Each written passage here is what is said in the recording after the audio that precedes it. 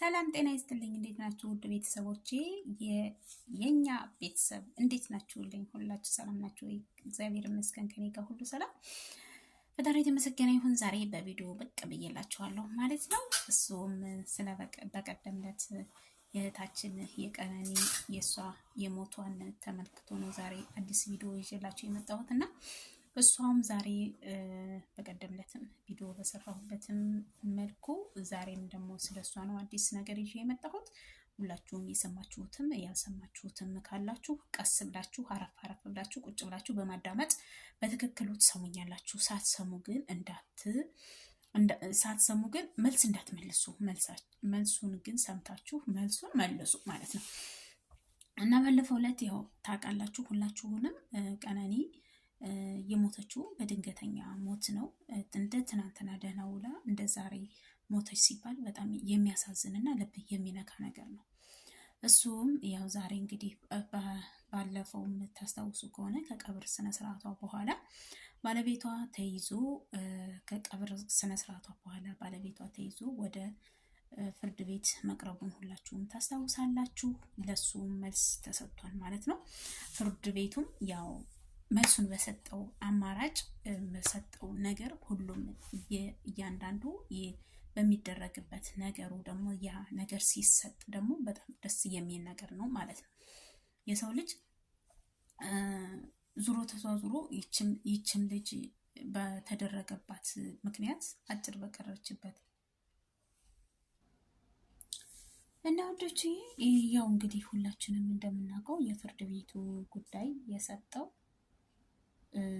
ቀንና ቀጠሮ ስላለ ማለት ነው። ያው ተወስኖበታል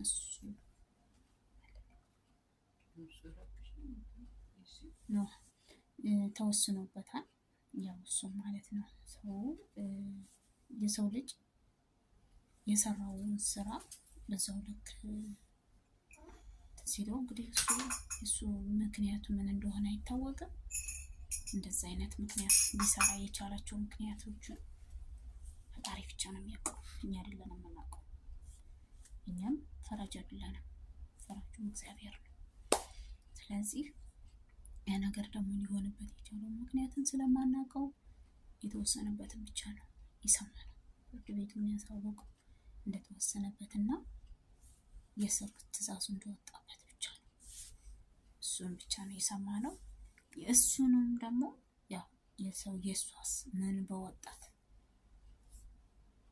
ገና ህፃኗ ልጅ ሩጣ ሳይልላት ዛሬ ነገ እያለች የሰርጓን ቀን በጉጉት እየጠበቀች እንደዚህ አይነቶች ነገሮች ሲከሰቱ በጣም ያሳዝናል። እውነት ለመናገር በጣም ያማል፣ በጣም ያሳዝናል። የሰው ልጅ እኮ 40 እና 50 ዓመት ይጠብቃል። ከዛ በላይ እንኖራለን ብለን እናስባለን እኮ። እቺነት ገና ብዙ ነገሮች የያዘቻቸው ነገሮች ሊኖሩ ይችላሉ እኮ። ልታወራቸው የምትፈልጋቸው ነገሮች ብዙ ነገሮች ሊኖሩ ይችላሉ። መሀል ላይ ተነስታ እንደዚህ አይነት ነገር ስትሆን እግዚአብሔር ነፍሷን ይማረው። ሌላ ምንም የሚባለው ነገር የለም ማለት ነው። እና ሁሉም እንደተወሰነበት ፍርድ ቤቱ የእስር ትዕዛዝ እንደወጣበት የተነገረ። ሌላውን ቀጣዩን ደግሞ ቀስ እያልን እናየዋለን፣ ቀስ እያልን እንዛመዋለን። ለህግ የሚያመጥ ማንም የለም። ህግ ነው።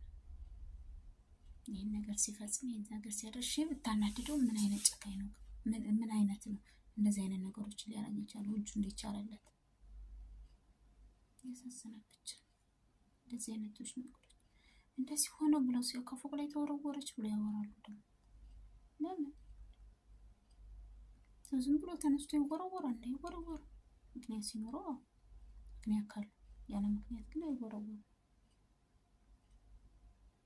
ይፈታትስ አይሻልም ነበር ከሚወረውራት? ስንት ዓላማ ይኖራታል እናትና አባቶቿ ሳይፈጽሙ።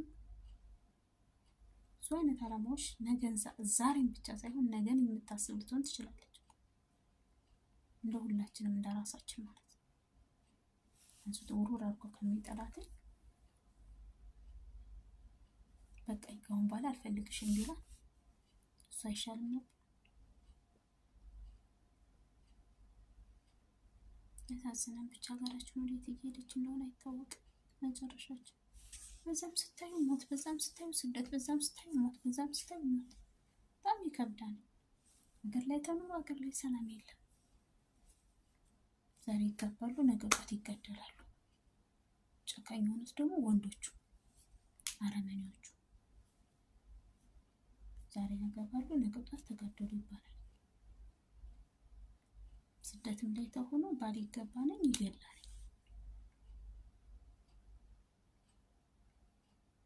የሩታና የእንትናኔ ነገር በቀደም ዕለት አይታችኋል እንዴት እንደሆነች። በተጋባች በ5 ወሯ ነው የነገር እንደዚህ ይሆን የተከሰተው። ልጆቹን ወደድኩሽ አፈቀርኩሽ እያሉ ይገባሉ። መጨረሻ ላይ እየገደሉ ይወጣሉ። እነሱ እስር ቤታቸው ተደልበው ይወጣሉ። ምን አለባቸው? የሞተ ተጎዳ። እንደዚህ አይነቱ ግን አለቀብች እግዚአብሔር ያውቃል። ምንም የሚባለው ነገር ስለሌለ ማለት ነው። ፈራጁ እሱ ስለሆነ ፈራጁን የያዘው እሱ ነው። እሱ ራሱ ይወቀው። የምንለው እኛ ፈራጅ አይደለንም፣ እኛ ምን አይደለንም። የጌጆታ ሁሉ ነገር የዳህ አምላክ ደግሞ ይከፍላል እግዚአብሔር። እንደዛም ስለነበረኝ ቆይታ ሁሉ አመሰግናለሁ። እግዚአብሔር ይስጥልኝ። መልካም ቀን፣ መልካም ውሎ፣ መልካም ምሽት። ሁላችሁም ሰብስክራይብ እያደረጋችሁ የኛ ቤተሰብ ይሁኑ። ቤተሰብ ያልሆናችሁ ቤተሰብ ይሁኑ። ቤተሰብ የሆናችሁ ደግሞ ኮሜንት በማስቀመጥ እየገባሁ መልስላችኋለሁ። ውድ እህት ወንድሞች አመሰግናለሁ። መልካም ምሽት፣ መልካም ቀን፣ መልካም ውሎ። ሰላማችሁ ይብዛልኝ።